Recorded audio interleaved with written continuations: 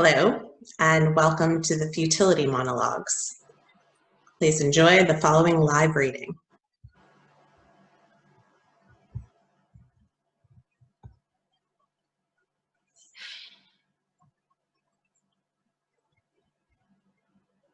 I wake up and I think of you. You're not always my first thought, but you're always close to it. And then I remember, you don't love me. You could never love me. Not like that.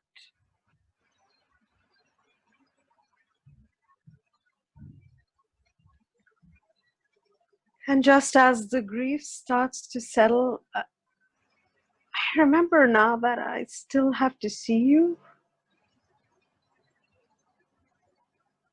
I don't want to see you. I desperately want to see you. You won't see me though, would you? You won't see how much I love you, how good I am for you, how I am sitting here waiting to be whatever you want. Not this person.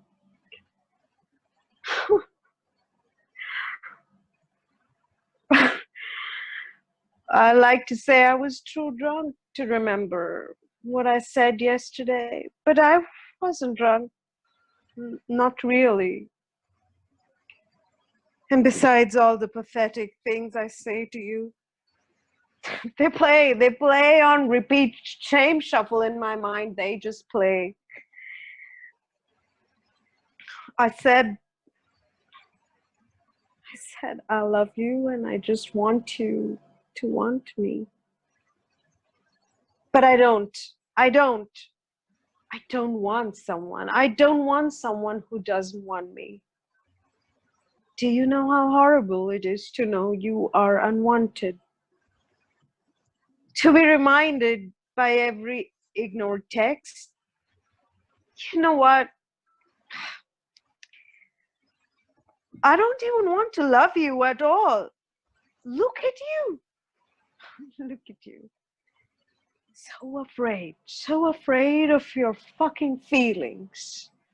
Always holding back. And yet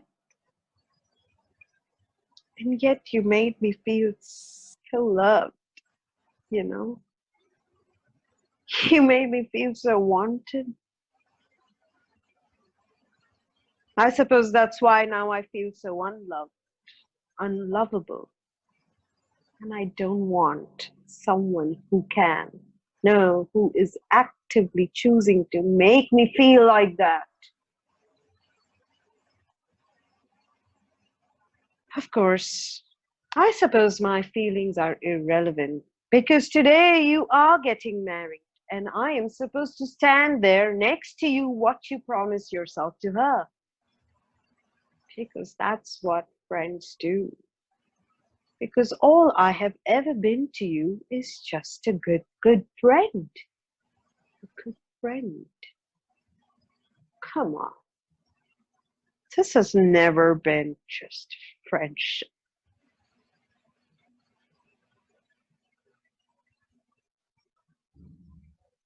I'll go to your wedding. I'll stand next to you. I'll play just friend.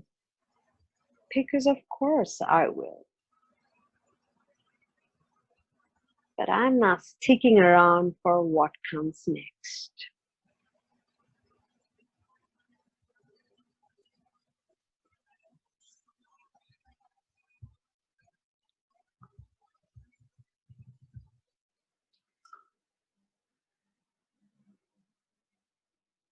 I thought when I saw you again,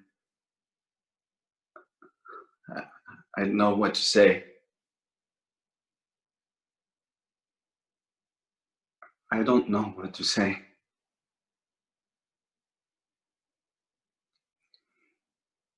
No, I do.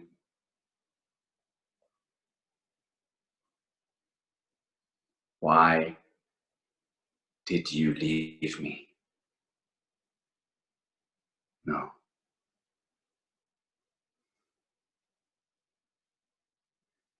How could you leave me with someone like her? You must have heard the rumors. You must have heard them. Forest Glen was not that big of a town.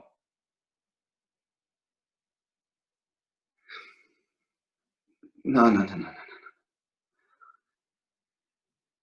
Tell me, what exactly did you get from me? Was it a good high? Was it worth selling your kid?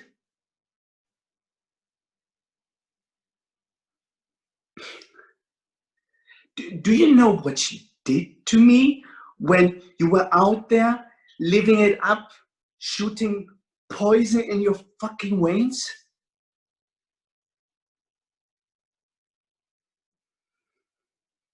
No, of course not. Of course you didn't. Did you know that she made me eat dog food from a bowl on the floor for a week? Because I talked with my mouth full during Sunday supper. If you're going to act like an animal, I'm going to feed you like one, she said.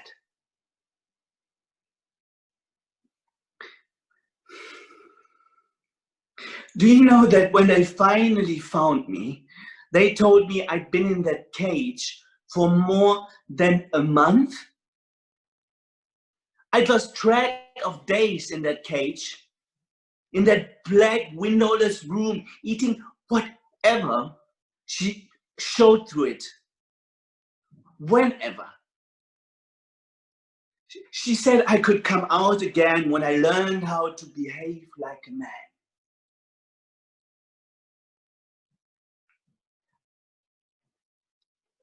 I was 12. She wouldn't even let me use the toilet or bath. There ain't no clean for filth like you. And where were you? Where were you when all this was happening, huh? No. That's not rhetorical. Where were you?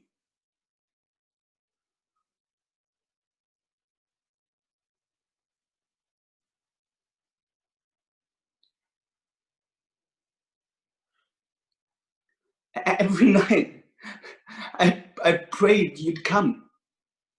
Every night.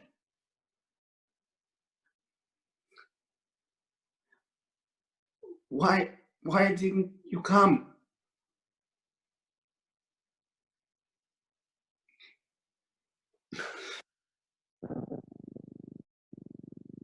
You say you want me to forgive you.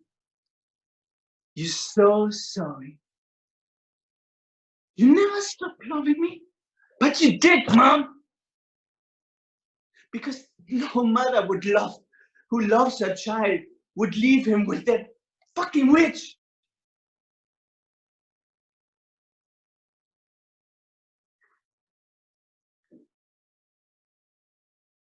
Did you ever stop to think? Have you ever even considered that maybe it's way too late to ask me to love you?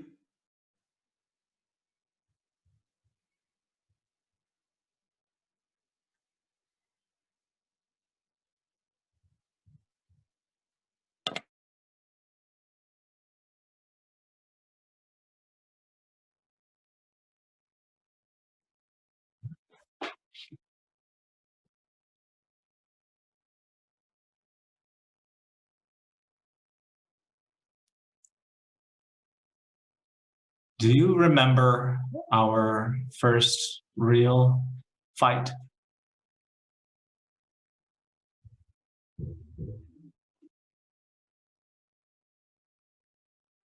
You looked at me like you thought I could hit you. You looked at me like you thought I could worse than hit you.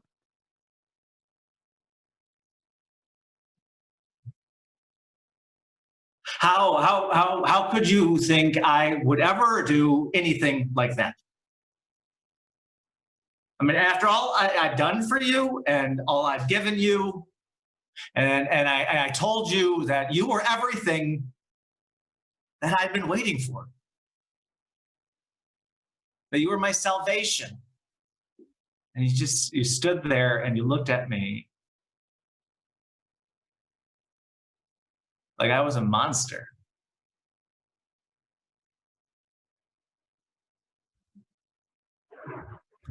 But you stayed.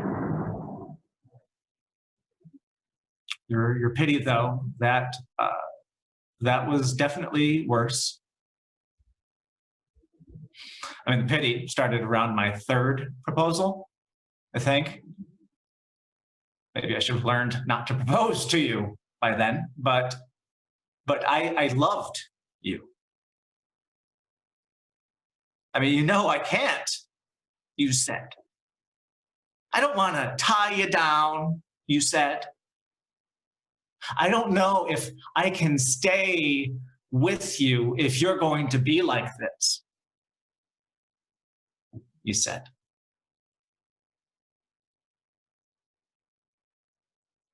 But you stayed.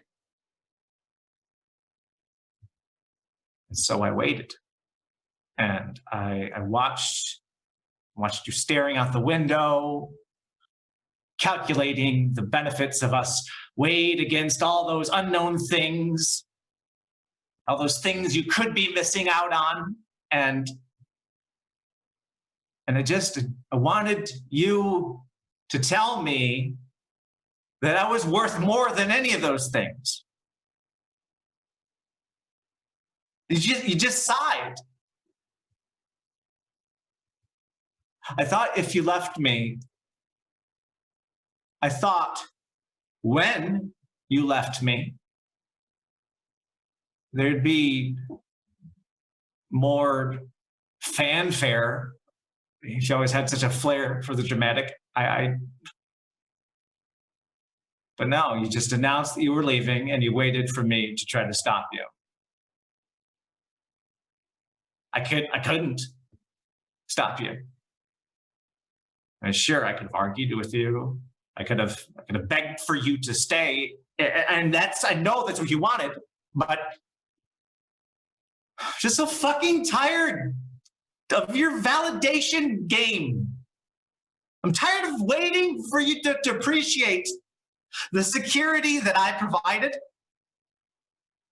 I'm just tired of waiting for you to fucking love me. Enough.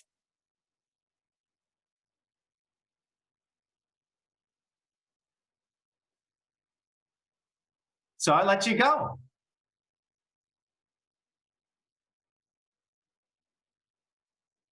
I let you go. I let you go. I let you go.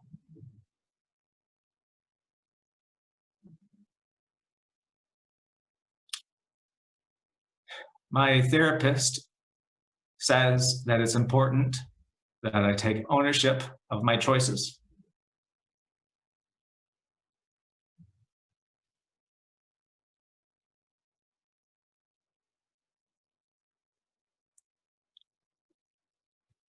I let you go.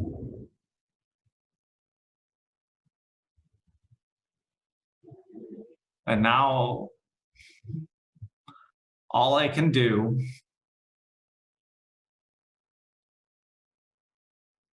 all I want to do, and all there is to do, is to wait for you to come back.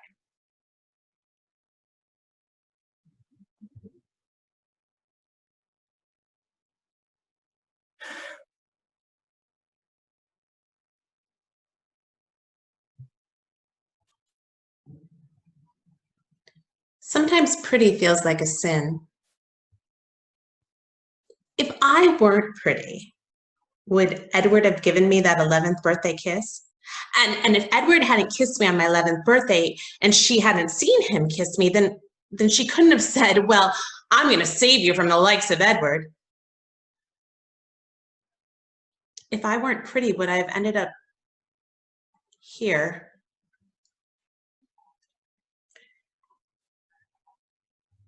She warned me what they were like, men. She warned me I'd be really sorry if I let one in.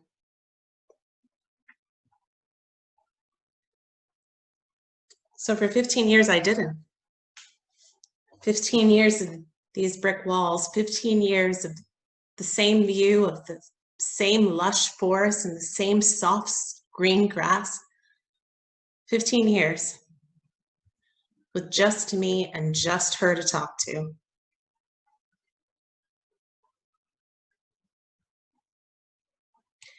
When I saw him that first time, he was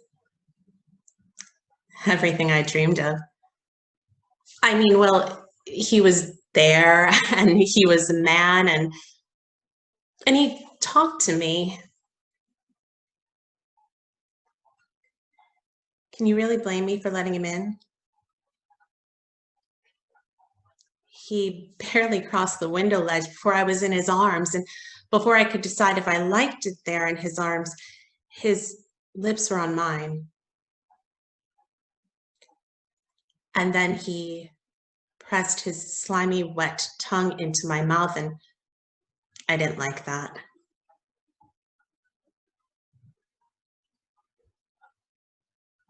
His hands were at my shirtwaist. Do you love me? He said. I didn't say yes. I didn't say no.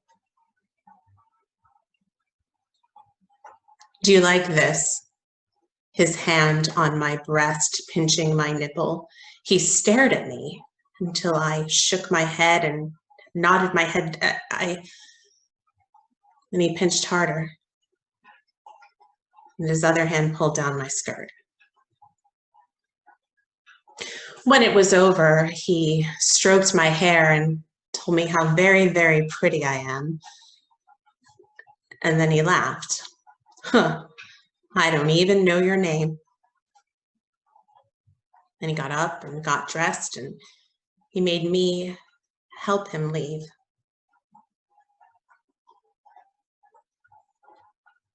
She doesn't know what I did. She doesn't know about him, not yet.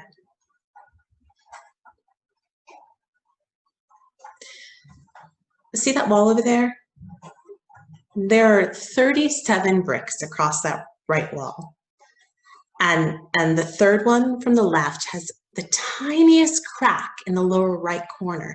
And the 14th one, it's really more brown than red. 15 years. And I never quite appreciated how great that red brick wall really is.